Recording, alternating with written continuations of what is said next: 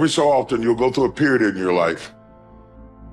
You will see yourself as a failure because you don't see yourself operating in the way that you dreamed that you would. The pressure in your life right now has a purpose. It's not crushing you. It's pushing what's on the inside of you out. It shows you who you are. It's how you find out what's on the inside of you. I want to remind y'all of the power of the mind. You can think your way into stress. You can think your way into misery, frustration. But if you change your mind, it'll change your life. You just have to decide in your mind what you want it to be. You just have to wake up. You just have to break that negative spirit. You have to break through. There is nothing more practical than developing a vision. It's not some pie in the sky exercise. It's without a vision, you're chaotic and fragmented and hopeless and disappointed, and someone can stop you just by putting up a single obstacle. You're a house divided amongst itself.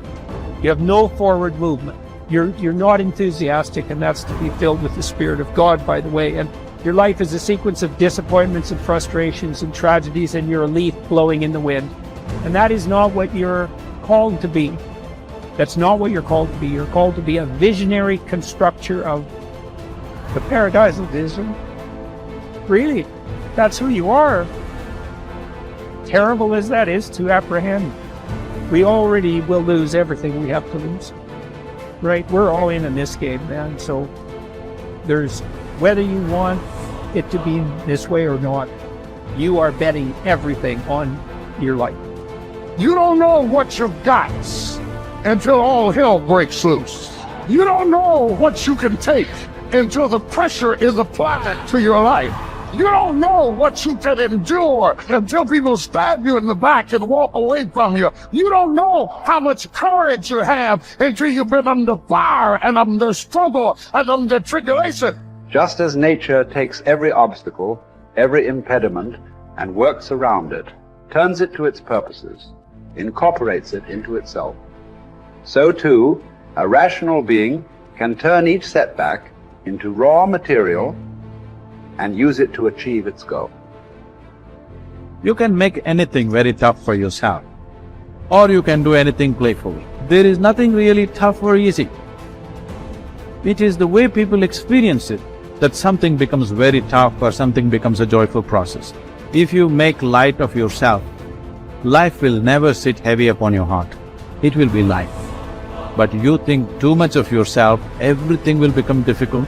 Sitting, standing, somebody looked at you like this, so much difficulty, isn't it? Somebody did not look at you, so much difficulty. This is because you have made yourself bigger than what you are.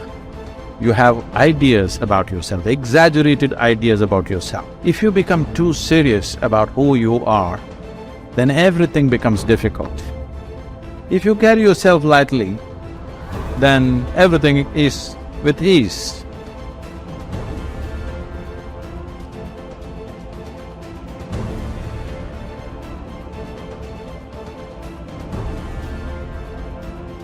There's two great words of antiquity everybody should learn. Here they are, one's positive and one's negative. Here's the positive word from antiquity, behold. That's the positive word.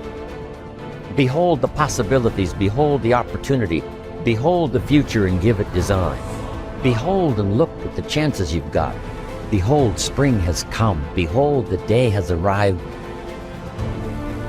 And the sun is shining and the shadows are fleeing away. Behold, the next person you can meet might be your friend for life. Behold, the next person might be a colleague forever. Behold, that's the positive word, behold. Now, here's the negative word, beware.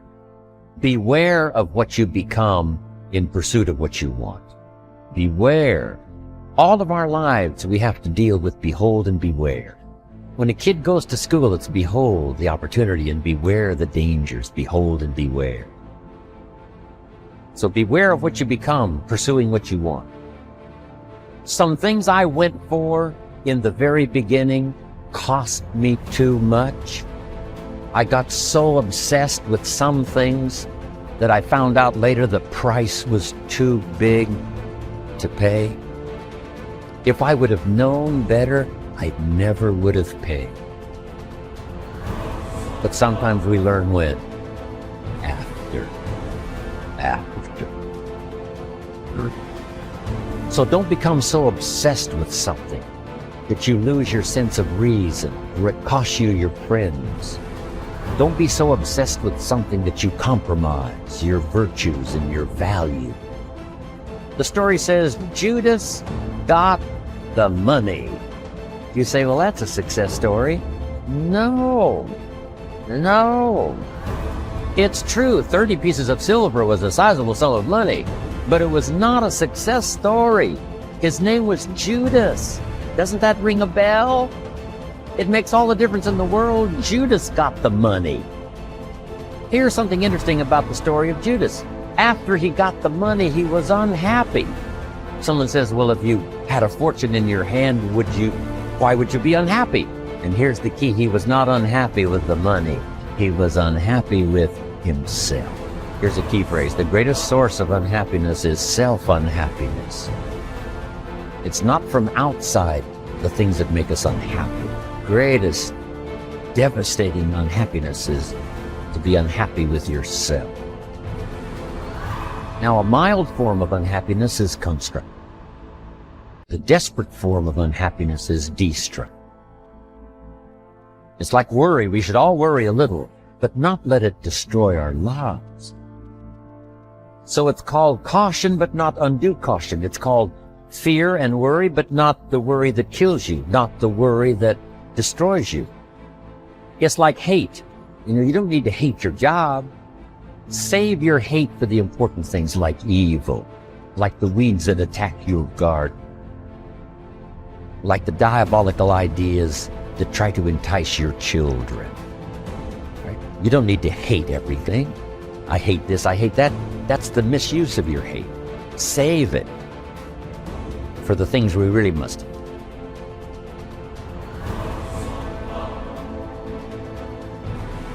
How long are you going to wait before you demand the best for yourself and in no instance bypass the discriminations of reason?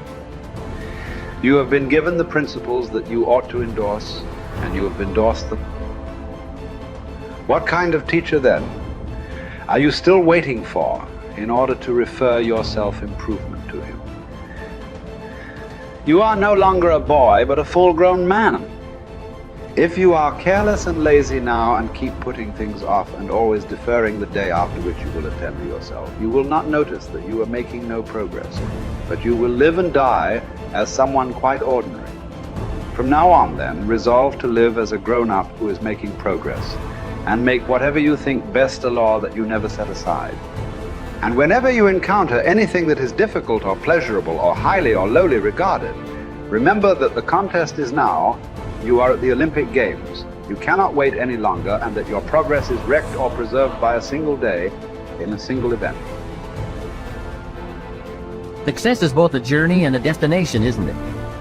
It is both the steady, measured progress toward a goal and the achievement of a goal. Success is an accomplishment, whether it be great or small, and it's an understanding of the potential and power of an entire human life. Success is an awareness of value, and it's the cultivation of value through discipline. It can be tangible or intangible. Success is a process of turning away from something in order to turn toward something else. From no exercise to exercise, from candy to fruit, from not investing to investing. Success is responding to an invitation to change, to grow, to develop, to become, to move up to a better place with a better vantage point. But most of all, success is making your life what you want it to be, considering all the possibilities, considering all the examples. What do you want for your life? That is the big question. Remember, success is not a set of standards from our culture, but rather a collection of personal values, clearly defined and ultimately achieved. Success is your better life for you, the design you give it, the dreams you accomplish. Making your life what you want it to be for you That is success.